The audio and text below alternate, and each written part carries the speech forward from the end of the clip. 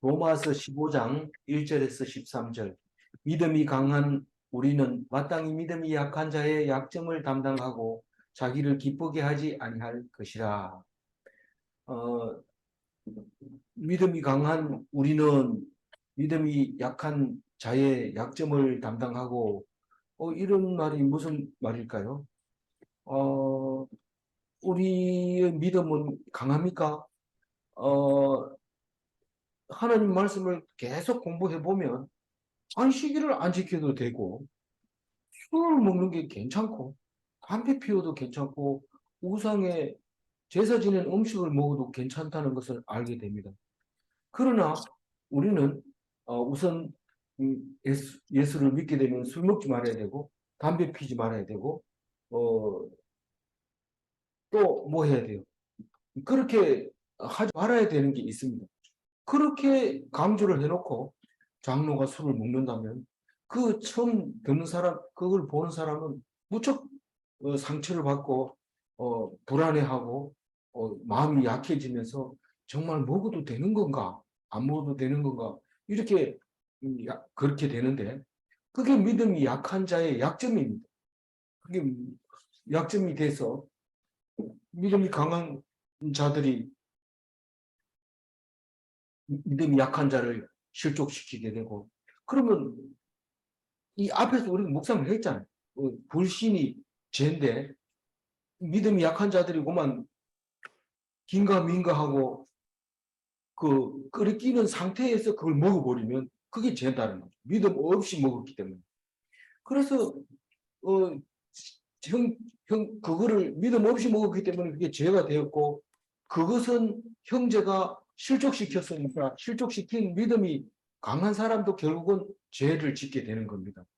그래서 오늘 1절 말씀은 믿음이 약한 자의 약점을 담당하고 이 말은 절대로 그 앞에서 술을 먹거나 담배를 피거나 그런 우상 제사 지낸 제목으로 먹거나 이렇게 해서는 안 된다. 그 말을 하고 있는 겁니다.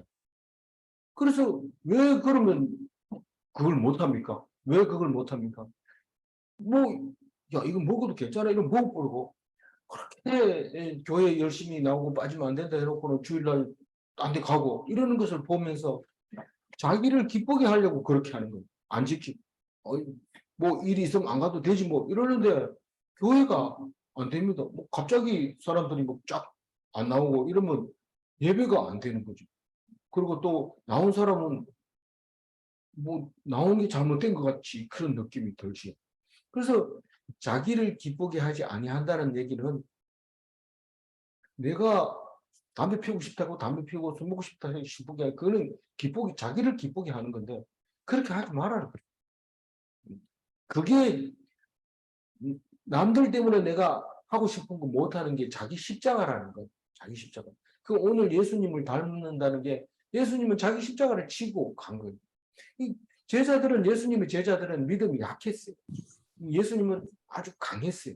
그래서 그래도 그 예수님은 제자를 나무라지 않고 그냥 그걸 인정해 주면서 그런 제자들을 위해서 십자가를 지게 된 거죠.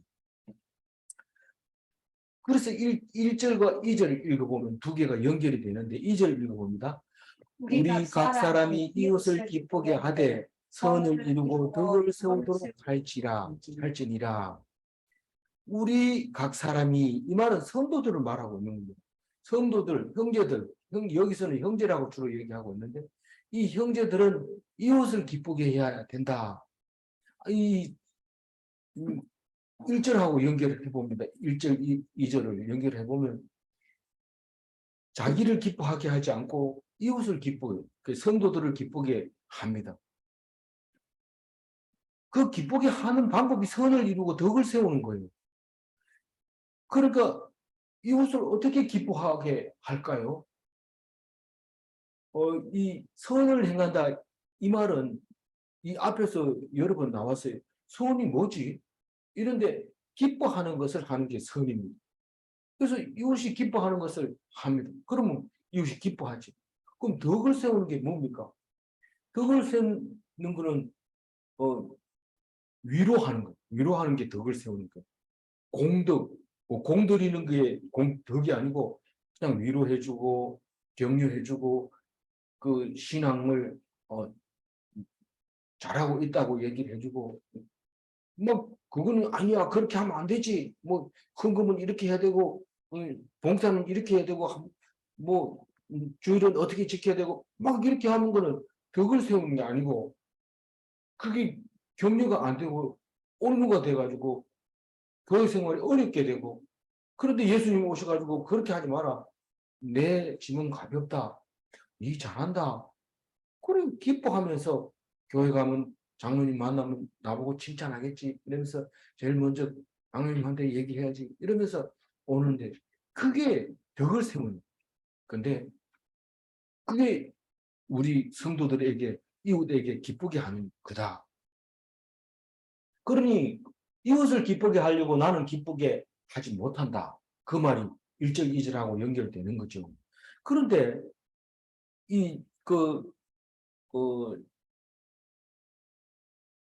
여기 14장에는 바로 앞에 어제 했는 게 화평과 덕을 세우라고 그러잖아요. 14장 19절에. 그 화평은 어떻게 하면 화평합니까? 이웃 성도들끼리 화평하려면 어떻게 해야 돼요? 이 화평이 이 샬롬인 거죠. 화평이 샬롬인데 우리가 성도들끼리 샬롬 하려면 어떻게 해야 돼요? 비판하지 말아요. 비판하지 마라. 그거는 그렇게 기가 따갑도록 얘기해도 화평을 어떻게 세웁니까? 이러면 몰라요. 그 앞에 거를 천천히 묵상했으면 알아야 되고. 덕을 세운다는 게 아까 뭐라고 그랬어요?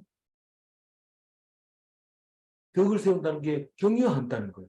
그런데 그 위로하고 덕을 세우는 게 격려하는 건데 이 믿음이 강한 자는 약한 자의 약점을 담당해야 된다. 이게 사도 바울의 강령이에요. 강령. 그러면 구약의 강령은 뭐였어요? 하나님을 사랑하라. 어떻게? 마음과 뜻과 정성과 목숨과 모든 것을 다해서 힘을 다해서 하나님을 사랑해라. 두 번째 강령은 내 이웃을 내 몸과 같이 사랑하라. 이게 강령입니다. 그게 구약에서의 하나님 백성이 해야 될 강령이지만 오늘 1절, 2절에서는 자기 십자가를 자기가 져라. 내 십자가가 뭔데요? 네가 남을 비판하지 말고 남들 앞에서 약점을 형제의 약점이 되지 않도록 약한 자를 도와서 네가 아무런 걸 해도 자유롭지만 네 자유를 악한 데 선한 대로 써라. 그래서 내가 하고 싶은 걸 못하고 있는 거죠. 뭐 체질적으로 술 못 먹는 사람도 있지만 사도 바울 같은 사람은 내가 평생 안 먹겠다고 얘기를 하지. 실족하게 될까 봐. 3절 읽어봅니다. 그리스도께서도 자기를 기쁘게 하지 아니하셨나니 기록된 바 주를 비방하는 자들의 비방이 내게 미쳤나이다 함과 같으니라. 이 1절, 2절까지는 연결했는데 2절, 3절 연결하려고 그러면 조금 쥐가 날라고 그래요, 머리가. 그래서 난해 구절은 아닙니다. 난해 구절은 아닌데 이게 좀 어려워요. 그리스도께서도 자기를 기쁘게 하지 아니하셨다. 여기까지는 돼요. 왜냐하면 예수님이 십자가를 지었기 때문에 예, 그 믿음이 약한 사람들 앞에서 끝까지 믿음을 지키고 피동적으로 하나님이 준 명령을 따라서 꼬박꼬박하면서 남을 원망하지 않고 죽이면 죽고 십자가에 매달고 채찍을 때리면 맞고 견디고 참고 그리고 끌려서 원망하지 않고 하나님 어찌하여 나를 버리시나이까 하나님만 상대하면서 마지막에 포도주를 안 마시겠다고 한 포도주를 탁 마시면서 천국을 이루었다. 다 이루었다. 내가 수동적으로 피동적으로 하나님 하라는 거 내가 원망하지 않고 다 이루었다. 친구를 위하여 죽는 것처럼 그렇게 이렇게 죽는 것이 친구를 위하여 죽는 것이고 그것이다 하고 가르쳐 주시고 다 이루었다 하면서 운명하셨습니다. 그게 그리스도께서 자기를 기뻐하지 아니하셨다라고 얘기해요. 자기를 기쁘게 하지 아니하셨다. 자기도 뭐 장가 가고 싶고 자기도 좋은 거 먹고 싶고 술 먹고 싶고 뭐 제자들 갖다 놓고 한판 신나게 놀 수도 있고 이런데 유대인들은 제자들을 데리고 다니면서 막 이렇게 기도하라 이러면 기도하고 막 이랬는데 예수는 그렇게 하지 않았어요. 근데 문제는 3절에서 기록된 바 구약 성경을 인용해오는 이 부분에 대해서 적응 안 되는 거죠. 주를 비방하는 자들의 비방이 내게 미쳤나이다 함과 같으니라. 내가 십자가를 생각하면 돼요. 이거는. 왜냐하면 내가 피동적으로 하고 내가 나를 기쁘게 하지 않고 그렇게 하면 당연히 믿지 않는 자, 주를 비방하는 자들이 믿지 않는 자. 그렇다고 해가지고 딴 사람 얘기하는 게 아닙니다. 우리 성도들을 말하고 있는 거예요. 성도 중에서 주를 비방하는 자들이 있단 말이에요. 그러니까 유대인들 중에서 하나님을 안 믿는 사람을 얘기하는 겁니다. 그런데 이게 어떻게 구약에 있느냐 이 말이죠. 예수를 안 믿는 사람이라고 말한다면 구약에 그런 말이 없어야 되는데 구약에 주를 비방하는 자들이 비방이 이 말은 이스라엘 백성 중에서 하나님을 안 믿는 사람을 얘기했고 오늘 이거를 바꿔서 읽어야 돼. 예수 그리스도를 유대인들 중에서 예수를 안 믿는 사람 그게 주를 비방하는 자들이 돼버린 거예요. 그 사람들이 비방이 예수를 십자가에 못 박는 그런 비방까지 갔어요. 이 미쳤나이다 이 말은 뭐 돌았다는 뜻이 아니고 그 비방이 결국은 예수를 죽이게 했다 이 말이잖아요. 그 정도는 알잖아요. 그래서 3절 얘기는 뭡니까? 예수는 자기를 기쁘게 하지 않았기 때문에 우리는 예수를 본받아야 된다. 그래서 자기 십자가를 지라 그런 말이고 왜냐하면 그 십자가는 자기가 싫고 아프고 부끄러운 것이거든요. 그걸 지라는 거죠. 뭐 좋은 걸 지라는 거 영광스러운 걸 지라는 게 아니고요. 근데 실제로는 나중에 영광을 받습니다. 근데 지능은 나중에 지고 영광을 먼저 주면 안 돼요. 이렇게 자꾸 우리들은 생각하기 때문에 그래 하지 말고 영광은 나중에 하나님이 어떻게 주든지 줄 테니까 너는 싫어도 하고 아파도 하고 부끄러워도 십자가를 지라. 이게 네 십자가를 네가 지라는 거죠. 그래서 여기서 비방이라는 단어가 나왔으니까 성도는 자기가 열정적으로 함으로써 비방을 받습니다. 심지어는 열심히 날마다 문자를 보내면 좀 가끔 가다 한 번씩 보내지 맨날 보내니까 안 봐요. 이렇게 얘기하는데 가끔 보내면 읽을까요? 안 읽습니다. 가끔. 그는 그 비방이라고 하는 것은 열정적으로 하다 보면 비방이 자동으로 따라오는 거예요. 자기 십자가는 남이 알아주든지 못 알아주든지 지는 것이 자기 십자가를 지는 거예요. 그런데 누구로부터 비방이 올까요? 나보다 더 열정이 있는 사람이 나를 비방할까요? 그렇지 않죠. 말씀을 놓친 사람들로부터 비방을 받는다는 겁니다. 그게 성경에 자세하게 나와 있어요. 우선 주를 비방하는 자들이 비방이 내게 미쳤나이다. 이 말은 시편 69편 9절 말씀을 가지고 인용해 왔는데요. 한번 일단 읽어볼게요. 주의 집을 위하여 위하는 열성이 나를 삼키고 주를 비방하는 비방이 내게 미쳤나이다. 내가 곡하고 금식하였더니 그것이 도리어 나의 욕이 되었으며 이게 다윗의 시인데 이거 무슨 말인지 알아들을 수 있어요. 주의 집을 위하여 이게 뭡니까? 주의 성전을 위하여 열성이 이게 다른 데 인용하면서 그만 어려워져 버렸어요. 여기 요한복음 2장 17절에 요거를 인용하는 바람에 여기 누구의 열성인지 이 시편 69편 9절을 읽으면 다윗의 이 열성이 맞는데 요한복음 2장 17절을 읽으면 헷갈리게 만들어졌어요. 거기서도 열성이 누구 열성인지 모르는데 어쨌든 이게 이제 결론을 아니까 얘기하는데 이게 나의 열성. 다시 말해서 시편 69편 9절은 다윗의 열성이 다윗을 삼켰다는 겁니다. 여기서 삼키다는 뜻은 새가 쪼아 먹는 거. 그러니까 길가에 떨어진 씨앗을 주워 먹었다. 그거를 똑같은 말입니다. 주워 먹었다는 말하고 나를 삼키고 이 말이 똑같은 말입니다. 그러니까 내가 열심히 했던 것이 나를 그냥 아무것도 못하게 그 열성에 빠져가지고 나를 그냥 통째로 삼켰다. 내 영혼을 그냥 거기에 빠지게 만들었다. 그래서 주의 성전을 다윗이 성전하려고 성전을 지으려고 애를 쓰잖아요. 근데 하나님이 못 세우고 한 거 아들이 솔로몬이 성전을 짓잖아요. 어쨌든 그 열성이 나를 삼키고 쉬니까요. 주를 비방하는 비방이 내게 미쳤나이다. 요 말을 3절에서 인용해 왔어요. 그리고 내가 곡하고 금식하였더니 그것이 도리어 나의 욕이 되었습니다. 금식하면 예수님 시대 때도 금식하니까 뭐라고? 저 귀신 들렸다고. 많이 먹으니까 음식을 탐하고 그러다고 욕하고. 그 무슨 주를 위해서 하는 모든 일이 다 욕으로 돌아왔어요. 근데 그것을 예수님만 그런 게 아니고 다윗이 벌써 이미 말한 것이 예수님이 그대로 성취되고 있는 말씀이죠. 그런데 이 요한복음에서 이 말을 인용해 오면서 이 말을 잘 이해를 못할 수가 있게 돼요. 요한복음 2장 17절 한번 읽어볼게요. 제자들이 성경 말씀에 주의 전을 사모하는 열심히 나를 삼키리라 한 것을 기억하더라.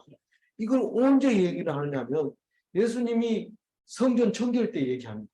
요한복음은 특별히 다른 성경하고 다르게 예수님이 세례를 받고 바로 사역하기 전에 막바로 이거를 성전 청결 작업을 합니다. 채찍을 만들어 가지고 돈 받는 사람 둘러 엎고 그 비둘기 파는 사람 다 쫓아내고 뭐 짐승들 다 쫓아내고 이렇게 쫓아냅니다.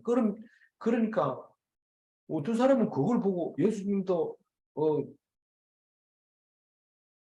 화를 냈잖아요. 이러면서 화를 막 내는데 예수님이 화를 낸 게 아니고 우리는 지금 화를 낸다 이러면 속에서 막 힘만 있으면 때려 죽이려고 할 때 그 화를 말하는 거죠. 속에서 그냥 죄를 짓고 있는 거지만 예수님은 말씀에 순종하고 자기를 기쁘게 하지 않고 순종하다가 그 십자가를 지기 위해서 결국은 그렇게 할 때 우리 볼 때는 화를 내는 것처럼 보이지만 우리는 화낼 때 이권이 있으니까 화내죠. 근데 예수님은 그렇게 한다고 해서 뭐 이권이 있습니까? 그런데도 채찍을 들고 하는데 목숨을 담보로 하는 거죠. 그러니까 그것을 진짜 하나님 말씀대로 사는 사람이 속이 시원합니다. 너무 감사합니다. 그래서 자기를 기쁘게 하지 않을 때 그 믿음이 약한 사람이 기쁨을 얻게 되는 거죠. 그런데 제자들이 말씀이 주의 전을 사모하는 열심히 나를 삼키리라 이럴 때 막 채찍질하고 있는데 그 말이 생각났다는 것은 이거 성전을 사랑하는 마음으로 동전을 가지고 나와서 바꾸고 비둘기를 팔고 이렇게 한 거 아닌가 그렇게 오해할 수도 있어요. 그런데 분명 그렇게 이해를 해도 뭐 누가 잡아가는 거 아니니까 뭐 그렇게 떠오른다는 얘기죠. 그러니까 제자들이 그 말씀을 기억했는데 자세히 보면 이게 시편 119편 139절에 나와 있는 말씀이 다윗의 시보다 먼저 있지 않았나 싶어요. 장수는 커도 뒤에 거라도. 왜냐하면 시편 119편 139절은 저자가 없이 잘 읽혀지는 긴 시기 때문에 그래요. 그래서 이게 먼저 쓰여진 것 같아요. 그래 한번 읽어봅니다. 내 대적들이 주의 말씀을 잊어버렸으므로 내 열정이 나를 삼켰나이다. 여기서 이제 분명하게 내 열정, 다시 말해서 다윗의 열정이라는 것을 알 수 있어요. 그래서 자동으로 되돌아가서 요한복음에서 말하는 인용했을 때는 그 사람들은 주의 전을 사모하는 열정이 아니었던 거죠. 동전 바꾸는 거 이런 거는 자기가 이익을 취하기 위해서 제사장한테 허락을 받아서 요건 내 자리야. 그리고 그 자리에 앉아서 동전 바꿔주고 또 비둘기 파는 사람도 제사장한테 허락을 얻어서 요전 내 자리야. 이러고 성전 앞에서 장사를 하는데 이 제사장들은 그거를 또 돈을 받아가지고 또 성전을 유지하기도 하는데 누가 뭐 장애자가 와가지고 국을 하려고 그러면 쫓아냅니다. 누구 허락받고 여기 앉아가지고 그런 거 하느냐 이러면서 제사장들이 야단치는 이야기가 나오죠. 그런 걸 보면 이제 요한복음에서 이야기하는 인용해온 제자들이 말이 이제 이해가 가죠. 그러니까 여기서 비방하는 자들이 누굴까요? 딴 사람이 아니고 성도들 중에서 주의 말씀을 잊어버린 사람. 그 사람을 누구라고 말해요? 대적이라고. 대적. 내 대적이라. 왜 같은 교인들을 놔두고 대적이라고 얘기합니까?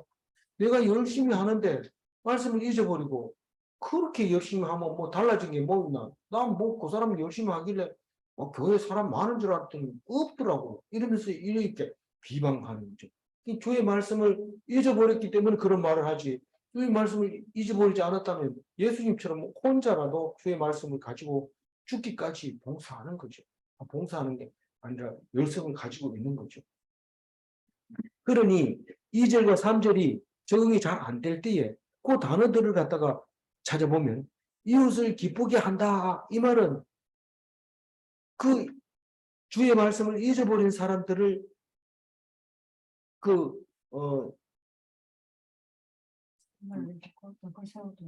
네, 쫓아내니까 기쁘게 하지 않는 자기를 기쁘게 하는 사람은 비방한다 이 말입니다. 그리고 주를 비방하는 자들은 하나님 말씀을 잃어버렸다는 말입니다. 그러니까 그렇게 그 사람들에게서 삼킴을 당하고 비방을 받으면 그게 이웃을 기쁘게 하는, 믿음이 약한 자를 기쁘게 하는, 그럼 믿음이 강해져요. 하나님 믿음 저렇게 담대해지는구나. 저렇게 남들 못하는 거 할 수 있구나. 우리 믿음이 약하구나. 이렇게 해서 돈을 실족하지 않게 될 때 그게 우리가 지고 가는 십자가, 나의 십자가라 하는 것을 말할 수 있는 것이죠. 4절 읽어봅니다. 무엇이든지 전에 기록된 바는 우리의 교훈을 위하여 기록된 것이니 우리로 하여금 인내로 또는 성경의 위로로 소망을 가지게 합니다.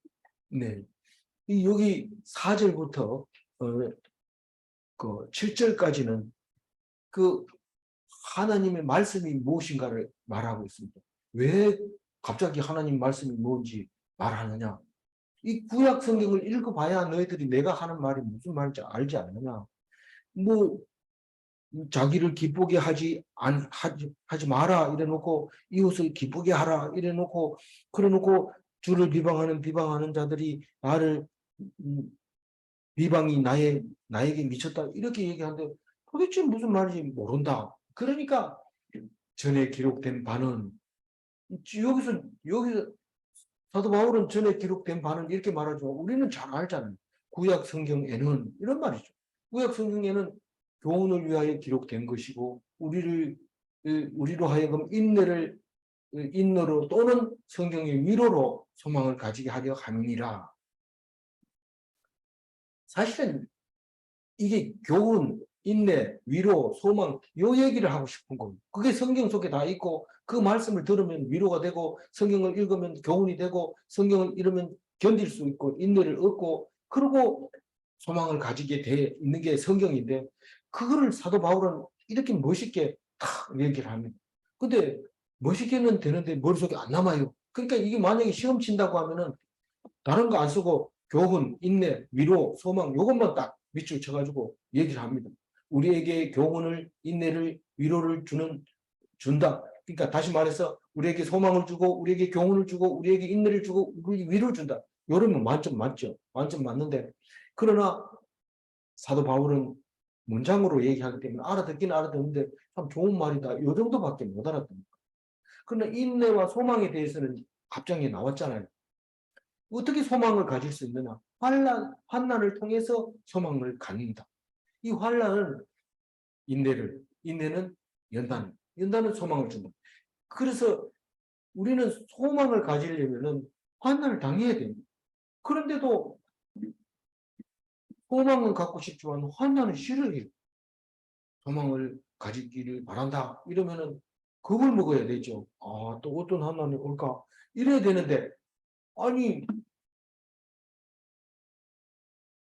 그건 소망이 없어서 그래. 막 이러면서 뭐 환난도 없이 그냥 이렇게 했을 때 우리는 이 말씀이 잘 적응이 안 된다는 것이죠. 5절 읽어봅니다. 이제 인내와 위로의 하나님이 너희로 그리스도 예수를 본받아 서로 뜻이 같게 하여 주사. 결론적으로 얘기해서 뜻이 같다는 게 뭘까요? 서로 뜻이 같다는 게 예수를 본받는 거예요. 예수를 본받는 게 뜻이 같은 거예요. 우리 뜻을 같이 하자. 우리가 남이가 예를 들어 딱 모여드는데 우리가 남이가 이래놓고는 전부 딴 생각합니다. 자기 생각 굴립니다. 근데 오직 한 생각 뜻을 같이 한다는 건 딴 거 없어. 이거 한 가지밖에 없어요. 예수 그리스도를 본받는 것만 한 뜻입니다. 뭐 우리가 하나가 되려고 점심 사 먹고 같이 내 한 번 샀으니까 네 한 번 사라. 이게 하나가 되는 게 아닙니다. 절대로 안. 그러면 뭐냐? 내가 예수를 본받고 당신도 예수를 본받고 그러면 그게 하나가 되는 거예요. 하나. 그래서 미국 가가지고 교회 다닙니까? 교회 다닙니다. 그럼 오늘 저녁 같이 합시다. 식사 한번 함께 합시다. 그 성도가 서로 교통하는 거죠. 그런데 서로 뜻을 갖게 하여 근데 이 뒤에도 그런 말이 나오죠. 서로라는 단어가 있어요. 내가 하나님 뜻과 같이 됐는데 저 사람이 안 되면 그럼 어떻게 해? 내만 손해잖아요. 그럼 그 사람하고 관계 없어요. 내가 예수 그리스도하고 닮았을 때, 본받을 때, 그게 하나가 돼서 성도가 서로 교통하게 되는 거고, 그게 뜻이 하나가 되는 거죠. 그래서 서로 뜻을 같이 하여, 뜻 같이 하려고 노력해야 됩니까? 안 해도 돼요. 안 해도 돼요. 예수 그리스도만 본받으면 돼요. 서로라는 단어만 들어가면 자기는 했는 척 하면서 남만 자꾸 봅니다. 하고 있는지 안 합니다. 그렇게 합니다. 참. 근데 여기 5절 말씀은 이제라는 단어가 나옵니다. 과거에는 그랬더라도 이제부터는 그렇게 하지 말아요. 인내와 위로의 하나님. 인내와 위로의 하나님이 이러면은 우리 속에 인내와 위로가 아까 앞에서 했던 얘기 때문에 그렇게 쓴 거예요. 그 하나님의 속성이 되는 거잖아요. 그래서 우리를 그리스도를 본받도록 인내하게 해주시고 위로하게 해주셔서 하나 되게 하여 주사. 이런 말이죠.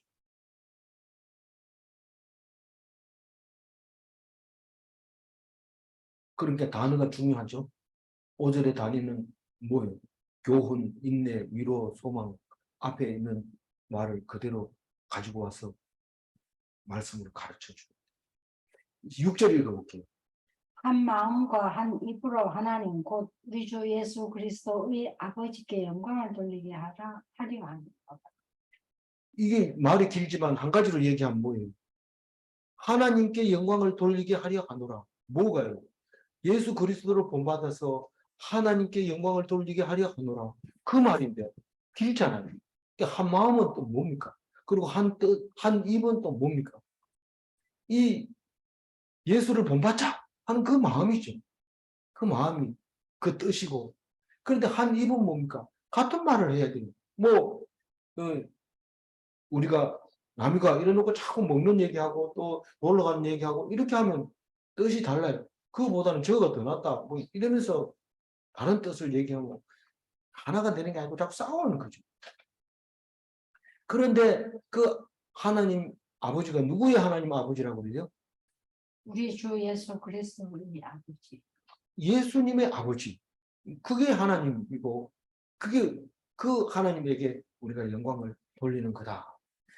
한 입은 우리 미국에 가가지고 한국 그 교포를 만나가지고 교회 다닌다. 그럼 기도합시다. 이러면 딴 거 없어요. 하늘에 계신 우리 아버지요. 이렇게 기도하는 거죠. 똑같이 기도해요. 한 입으로. 그리고 또 신앙 고백할 때는 전능하사 이렇게 하면서 똑같이 합니다. 개정판을 외우는 사람도 있고 그런데 틀려도 괜찮아요. 그것도 같은 내용이에요. 그냥 다르게 하는데 틀려도 상관없습니다. 그래서 많은 성도가 서로 교통하게 만들어 놨어요. 어디를 가든지. 너네 교회, 우리 교회 상대 안 하고 다른 교회는 상대 안 하고 또 다른 교회 가면 삐지고 또 다른 교회에서 사람 끌고 오면 막 좋아가지고 그 교회 나쁘다 이런 게 아니고 성도는 다 서로 소통하게 되는 거예요. 하나가 돼서. 그래서 하나님께 영광 돌리는 거죠. 그게 우리는 성도는 하나님께 영광 돌리는 게 목적입니다. 그래서 죽을 때까지 숨 깔딱 넘어갈 때까지 하나님께 영광 돌리면 그게 제대로 살고 가는 거, 잘 사는 거고 돈 많이 놔두고 가는 게 잘 사고 가는 게 아니고 돈 많이 있다고 해서 잘 사는 게 아니고 하나님께 영광 돌리면서 살면 그게 최고 잘 사는 건데 우리는 그거를 모르고 목적도 모르고 이거 좀 해보고 저거 좀 해보고 아 이거 해보니까 안 되고 저거 해보니까 마음에 안 들고 저건가 하고 가보니까 아니고 하나님께 온전히 자기 십자가를 지고 하나님께 영광 돌리는 것이 예수를 닮은 성도의 목적을 잘 하고 있는 달성하고 있는 겁니다. 7절 읽어봅니다. 그러므로 그리스도께서 우리를 받아 하나님께 영광을 돌리신 것 같이 너희도 서로 받아. 근데 하나님께 영광 돌리는데 누가 하나님께 영광을 돌렸다고요? 누가? 그리스도께서. 그리스도가 하나님께 영광을 돌린 것처럼 우리도 그렇게 하나님께 영광을 돌리잖아요. 그럼 그러면 서로 받아. 하나님 어찌하여 나를 버리시나니까 이렇게 하는 게 하나님께 영광 돌리는 겁니까? 맞습니다. 하나님이 나를 죽인다고 인정하면 하나님 영광을 받으십니다. 그리고 내 영혼을 주께 의탁하나이다. 낙가닥 이렇게 예수님처럼 죽어야 돼요. 그러면 확실하게 믿고 그렇게 했으면 다시 살립니다. 죽은 자 가운데서 장례식을 치러서 무덤 속에 들어가고 혹은 화장을 하고 그런 상태에서 다시 살립니다.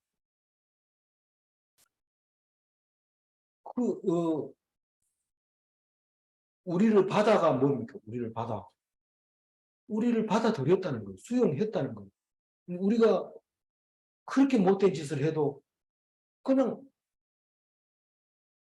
수용한 거, 용서해 준 거예요. 그리고 너희들을 위해서 내가 죽는다. 그게 받아주는 거예요. 그래서 너희들도 서로 받으라. 어떻게 하라고요? 서로 용서하라. 서로. 알겠습니다. 참 좋네요. 그러면서 나 너 받을 거야. 받는다. 이래놓고 이렇게 보는데 뭐 자꾸 기분 나쁜 말을 해요. 그러면 내가 너를 받았으면 성경에 서로 받으라 했는데 니도 나를 어지간하면 좀 받아주지. 이러지 말고 그렇게 하면 안 되는 거예요. 어떻게 해야 돼요? 상대방이 받아주든지 안 받아주든지 계속 나보고 하라는 거예요. 그래야 그 사람이 또 똑같이 나처럼 그렇게 하면 되는 거지. 내가 손해잖아요. 손해 아닙니다. 그 사람은 안 믿으니까 그러니까 서로 상대할 필요 없어요. 그 사람이 안 받으면 상대가 자동으로 교우가 되질 않습니다. 교인이 되지, 형제가 되질 않습니다. 그러니까 그거는 신경 쓸 거 없고 내만 모든 사람을 다 수용하는 거예요. 내 마음에 안 들어도 그냥 놔둬요. 놔둬. 내가 하는 말을 일일이 저기 꼬투리 달고 이러는데도 그래도 수용. 그게 네 작은 십자가. 그렇게 말하고 있는 거죠. 그게 이제 7절까지가 용납하라. 그런 얘기고 8절부터는 그리스도를 본받으라 했는데 그리스도가 어떤 사람인지 지금 얘기하고 있는 거예요. 본받기는 못 받는데 그리스도가 어떤 사람인지를 8절에 얘기하고 있습니다. 8절에 읽어봅니다. 내가 말하노니 그리스도께서 하나님의 진실하심을 위하여 할례 추종자가 되셨으니 이는 조상들에게 주신 약속들을 경고하게 하시고 그리스도는 할례의 추종자가 됐다. 이 말은 율법을 따라왔다는 거예요. 그 유대인으로 왔다는 거예요. 그들이 12장까지는 뭐 죽으라고 유대인을 전도를 받아야 된 12장 전에 이후에도 그랬죠. 어떤 게 맞나요? 그건 금방 잊어버렸는데 그 며칠 동안 우리가 묵상했는데 아직도 유대인이 예수 믿이 한다는 말이냐? 결론적으로 가서 너희들은 그날이 되면 하나님 백성이 다 믿을 것이다. 그러면 우리가 어떻게 해야 돼? 어떻게 하기는 믿는 사람이 유대인이고 믿지 않는 사람은 유대인이 아니야. 그건 거짓 유대인이야. 그래서 믿는 사람은 다 천국에 가게 되는 거죠. 하나도 안 남기고 다 가게 되는 거죠. 그것도 모르고 난 유대인이야 이러면서 믿지도 안 하고 있으면 그건 유대인이 아닌데 어떻게 갑니까? 못 갑니다. 우리 오해하면 안 돼요. 그래서 우리는 그걸 잘 알고 있어요. 근데 여기서 또 얘기하는 거예요. 그리스도는 유대인에게서 왔다. 할례의 추종자를 할례를 따라서 태어나자마자 할례를 받고 그렇게 했다. 그러니까 이 지금 유대인을 지금 드러내서 장자의 모습을 보여주려고 하는 거예요. 유대인을 드러내서. 그런데 우리는 참 유대인이기 때문에 장자입니다. 그래서 예수님은 지금 장자의 족속으로 백성으로 온 거예요. 이게 성경을 로마서를 안 읽어보니까 히틀러가 예수님을 죽인 이 죄 없는 예수님을 죽인 이 유대인을 다 죽여라. 말 핑계가 그거예요. 엄청난 죄를 짓고 지었던 거죠. 말 자체가 말입니다. 말 자체가 죄를 지었다는 거. 그건 뭐 사람 죽이는 거는 뭐 하나님이 하시는 거니까 뭐 어떻게 할 수 없지만 그 사람은 말로 입으로 분명히 죄를 지은 것은 확실한 거예요. 그래서 뭡니까? 그리스도께서 하나님의 진실하심을 위하여 할례의 추종자가 단군 할아버지의 자식으로 올 수도 있었는데 꼭 할례 받은 자로 와야 되는 이유가 있는데 그 할례를 따라오신 그 온 조상들에게서 약속한 조상들에게 주신 약속을 이루려고 여기는 견고하게 하시고 이 말은 그 말이 그 약속했는 것이 확실하게 이루어지게 하려고 예수를 할례자들의 조상으로 주셨다. 유대인으로 오셨다. 그게 하나님의 진실합니다. 그렇게 해야 약속을 지켜주는 것이다. 라고 얘기를 하고 있는 거예요. 그러니까 그리스도는 말씀을 따라 말씀하시고 말씀 따라 오신 분. 그래서 진실하신 하나님이라는 것을 알 수 있게 되고 유대인으로 오신 것이 조상의 언약을 완성하러 오신 그 견고하게 하신 그것 때문에 오셨다는 겁니다. 9절 읽어보면 이방인들도 그 긍휼하심으로 말미암아 하나님께 영광을 돌리게 하려 하시니라. 기록된 바 그러므로 내가 열방 중에서 주께 감사하고 주의 이름을 찬송하리로다 한 것 같으니라. 이 9절부터 12절까지 계속해서 구약을 읽어옵니다. 읽어오면서 이거를 설명을 합니다. 그러니까 로마서는 지금 그 앞으로 내가 가서 전도할 때 이 편지를 받고 이해한 사람들은 나를 도와줄 거고 또 그런 기대를 가지고 로마에 있는 사람들에게 썼잖아요.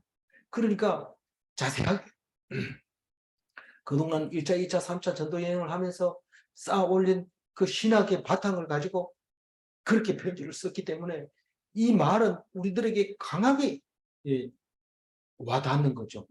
그리고 굉장히 정리되어 있는 말이고 또 더더구나 고린도에서 그 많은 사람들이 또 편지 써놓은 거 이렇게 한번 훑어보고 점검도 해주고 맞춤 틀린 것도 봐주는 사람들이 있었을 거라고. 그럼 그런 것까지 다 이렇게 해서 또 대서해주는 사람도 있고 그래서 로마에 보낸 편지이기 때문에 사실상 입지적인 조건으로 따지면은 로마서가 가장 완벽한 우리에게 성경이라고 배경적으로 볼 때 그렇다고 볼 수 있는 겁니다. 그래서 이게 그러니까 유대인들만이 아니라 이방인들도 불쌍히 여김을 받아서 하나님께 영광을 돌리게 하려고 그렇게 유대인으로 왔다 하는 겁니다. 만약 유대인으로 안 오면 그 약속이 뭔지 예수님이 왜 왔는지를 알 수가 없거든. 그래서 그 얘기를 하는데 뭘 인용해가지고 오느냐면 신명기 32장 43절 말씀을 인용해 오는데 일단 한번 읽어볼게요. 너희 민족들아 주의 백성과 즐거워하라. 주께서 그 종들의 피를 갚으사 그 대적들에게 복수하시고 자기 땅과 자기 백성을 위하여 속죄하시리로다. 어,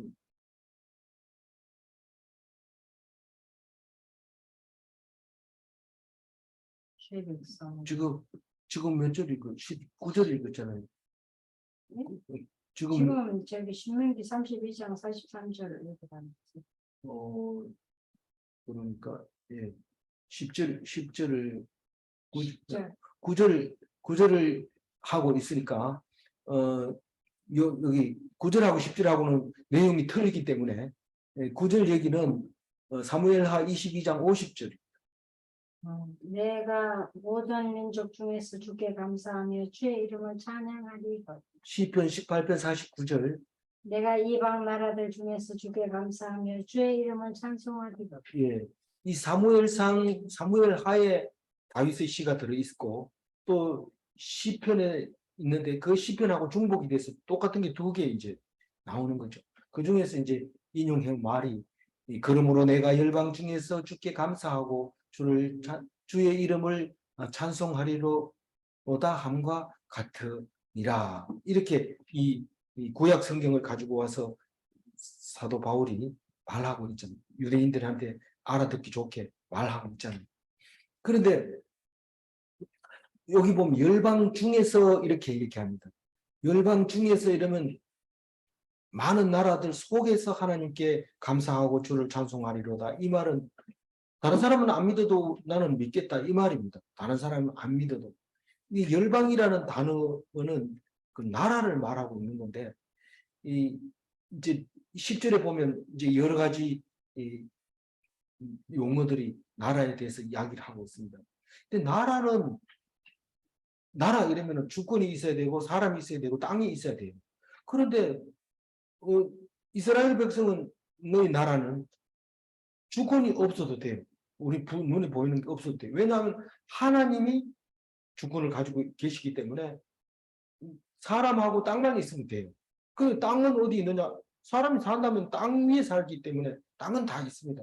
그래서 열방 중에 살면 이방 백성 중에 살아도 그 사람이 땅 이름이 될 수도 있고 땅 이름이 사람일 수도 있고 여기는 지금 성경 속에서는 그렇게 바뀝니다. 그래서 사실 사도 바울도 이방 선교를 한다 이랬을 때 그 실제로 읽어보면 사도 바울이 유대인에 대해서 더 신경을 쓰고 있는 것을 볼 수 있는데 오히려 베드로는 유대인을 전도한다 이러는데 실제로 뭐 고넬료 이야기라든가 이런 얘기 들어보면 고넬료가 그 귀장 시몬의 집에 있다가 그 이방 사역하라 그래가지고 고넬료한테 가서 백부장을 그 이방을 세례를 줘서 성도를 만드는 이야기가 나오잖아요. 그러니까 오히려 이스라엘 땅에서 이방 사역을 하고 사도 바울은 이방 땅에서 유대인에게 복음을 전하는 것을 알 수 있습니다. 꼭 사도 바울은 회당을 찾아가서 어느 곳에 가든지 회당을 찾아가서 그 전도하는 것을 볼 수 있습니다. 그러면 오늘 이 말씀 속에서 땅과 사람 이름이 같이 섞여서 사용한다고 말할 것 같은데 사도 바울은 이방으로 다니면서 전도한다는 뜻이고 베드로는 이스라엘 땅에서 전도한다는 뜻이고 그런 뜻으로 읽어질 수도 있다는 얘기를 제가 말씀을 드리는 겁니다. 그러나 분명하게 성경은 베드로는 할례자에게 전도하고 사도 바울은 무할례자에게 전도하기로 약속했다. 이제 그 얘기까지 나오기 때문에 분명하기는 합니다만 우리는 그렇게 생각을 할 수도 있다는 겁니다. 그래서 10절을 한번 읽어볼까요? 또 유대 열방들아 주의 백성과 함께 즐거워하라 하였습니다. 그리고 이 9절 얘기는 중에라고 하는 것은 내 혼자 하나님을 믿겠습니다 이 말인데 아까 예수 그리스도 얘기할 때 장자 얘기를 했어요. 예수 그리스도가 장자다 그 얘기를 하고 있는데 그래서 예수 그리스도를 믿는 사람이 장자가 돼서 그 주변에 있는 사람들을 다 이제 믿게 만드는 건데 열방 중에서 믿는 것은 장자고 10절에서 얘기하는 열방들아 이 말은 믿음이 없는 다른 그야말로 이방 사람을 말하고 있는 겁니다. 주의 백성과 함께 즐거워하라. 이 말은 예수 믿는 사람들아 예수 믿지 않는 사람들아 예수 믿는 사람들하고 같이 즐거워하라 이런 말입니다. 이 얘기를 언제 생각이 나요? 성탄절날 생각나요.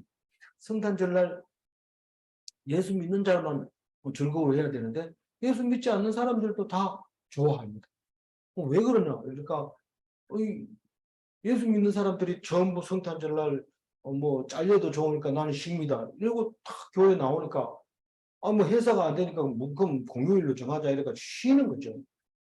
물론 뭐 기독교가 쉬니까 불교도 종교를 차별하지 마라. 이래가지고 석가탄신일에도 쉽니다만 어쨌거나 그건 나중 일이고 성탄절날 쉬니까 안 믿는 사람도 저녁에 술 먹으면서 야 오늘 성탄절 아이가 이런데 그걸로 끝나는 게 아니고 다른 사람 다 선물 사가지고 집에 가니까 자기도 선물 사가지고 집에 들어가고 그래서 성탄절이 즐거워지잖아요.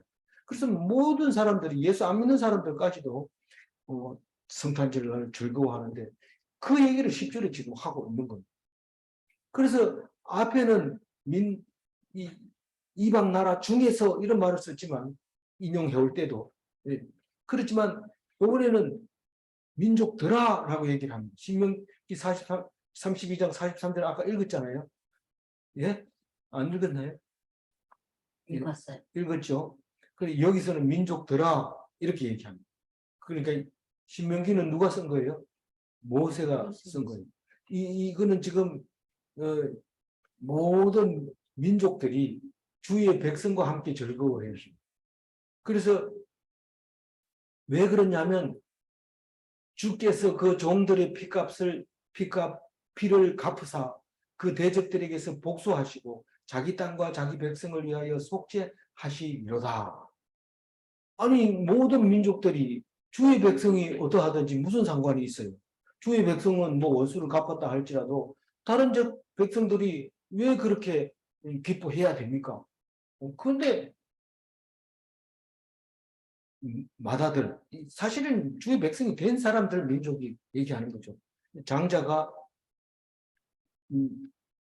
모든 그 문제를 다 해결하는 거죠. 그게 이스라엘의 법입니다. 그래서 예수님이 장자가 되는 거고 또 내일 묵상하는 거는 예수님이 제사장이 되는 거고 그리고 이제 그 왕이 되는 거 그렇습니다.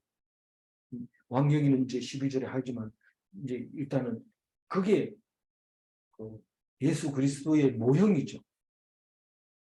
예수 믿는 사람들과 모든 사람들이 함께 즐거워하는 것. 모든 민족 중에서 장자가 되는 것. 장자가 되는 사람, 또 장자가 되는 백성. 이 두 가지가 9절은 장자가 되는 사람이고 10절은 장자가 되는 백성을 얘기하는 거고 11절 읽어보면 또 모든 열방들아 주를 찬양하며 모든 백성들아 그를 찬송하라 하였습니다. 그 11절은 시편 117편 1절을 이용한 건데 한번 읽어볼까요? 너희 모든 나라들아 여호와를 찬양하며 너희 모든 백성들아 그를 찬송할지어다. 이게 할렐루야 시인데 이 성전에 올라갈 때 부르는 노래죠. 근데 모든 나라들아 여호와를 찬양하라. 모든 백성들아 그를 찬송하라. 그 하나님을 찬양하는 건데 그리고 시편에 나와 있으니까 모든 백성은 다 찬송해야 되는데 안 믿는 사람인데도 찬송해야 된다. 그래서 유대인들은 자기 집에 사는 사람, 옆집에 사는 사람 다 한꺼번에 절기를 지켜야 돼요. 안 지키면 그 쫓겨나야 돼요. 거기 이스라엘 땅에 살지는 못해. 그래서 모든 백성이 다 찬송해요. 우리는 뭐 안 믿는 사람하고 살지만 그렇잖아요. 12절 읽어보세요. 또 이사야가 이르되 이새의 뿌리 곧 열방을 다스리기 위하여 일어나시는 이가 있으리니 열방이 그에게 소망을 두리라 하였느니라. 여기서 이제 왕 얘기가 나오는 거죠. 이 예수님의 어떤 사람인지 말하는 거죠. 그리고 그리스도에 대해서 이사야가 말하기를 이새의 뿌리에서 나온다. 이새의 후손에게서 예수가 난다. 그리고 그 사람은 열방을 통치하러 오신 분이다. 그 얘기를 하고 있는 거예요. 통치하러 온다는 것은 왕으로 온다는 거죠. 그래서 뭐 날 때부터 동방에서 왕으로 오신 분이 누굽니까? 이렇게 찾으러 오잖아요. 그래서 이 얘기는 이제 이사야 11장 10절에서 인용해 온 겁니다. 일단 한번 안 읽어봐도 되지만 읽어봅니다. 그날에 이새의 뿌리에서 한 싹이 나와서 만민의 기치로 설 것이요 열방이 그에게로 나아오리니 그가 거한 곳이 영화로우리라. 이 기치라는 말은 우리는 지금은 잘 안 씁니다. 얼마 전까지만 해도 많이 썼어요. 공산당들이 쓰는 기치라는 말이 많이 씁니다. 깃발이라는 말이죠. 근데 성경에도 한 20개 정도 나옵니다.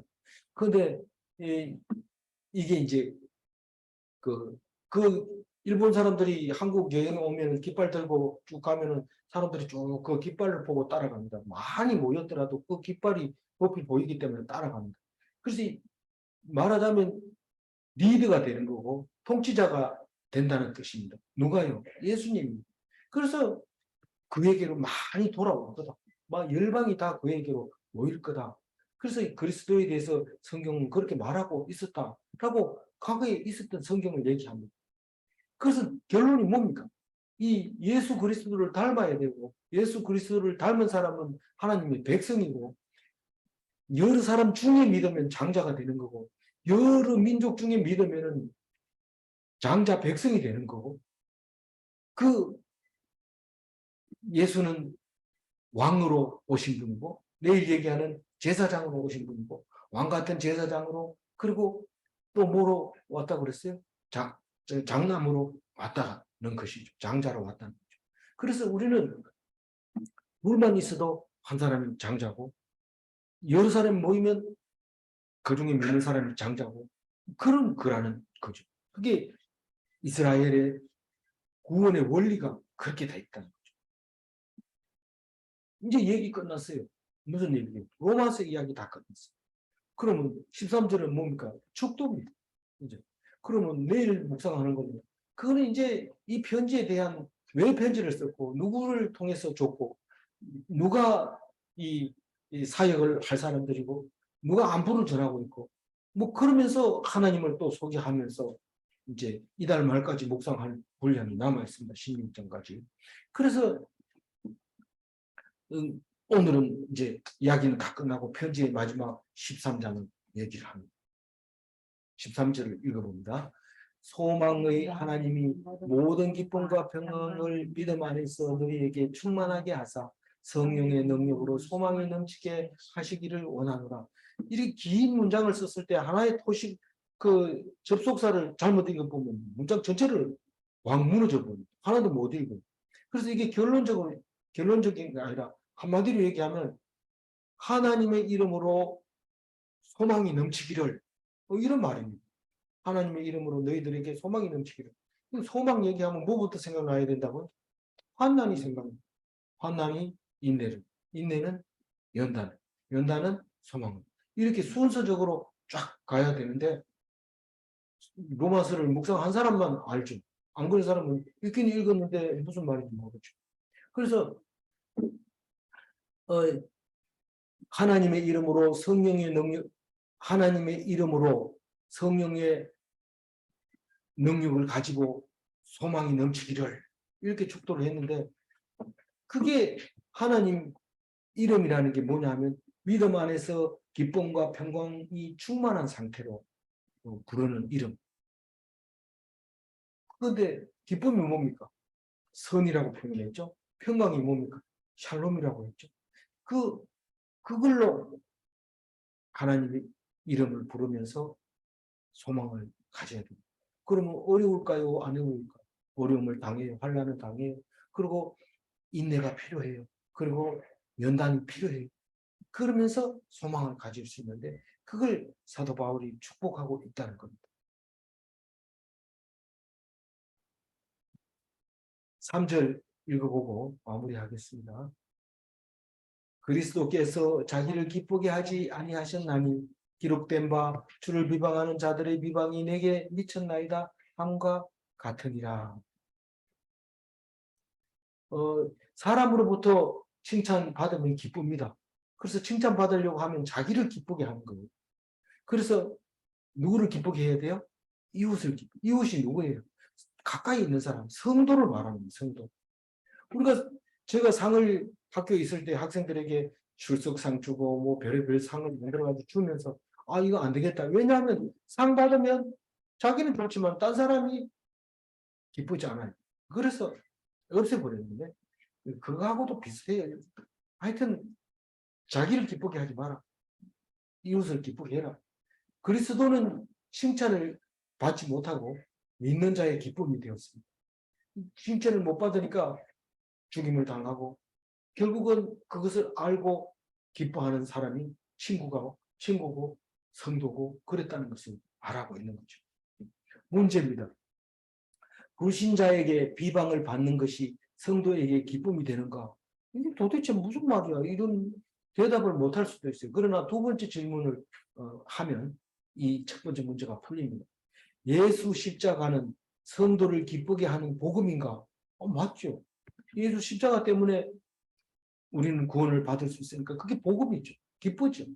그런데 불신자의 비방을 받아서 자기를 기쁘게 하지 않으므로 피동적으로 십자가를 지게 된 예수 그리스도를 말하는데 그게 결국은 성도의 기쁨이 된다는 말을 하고 있습니다.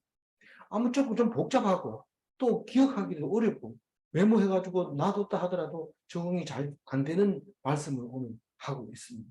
그러나 대충 정리를 해서 노트를 만들어 놨으면 그 굵은 글자만 읽어도 우리에게 굉장히 빨리 로마서를 이해할 수 있게 됩니다. 이 말씀을 가지고 다른 사람하고 좀 달라야 됩니다. 묵상하면서 똑같으면 참 어리석은 거죠. 묵상하면서 좀 달라지는, 변화받는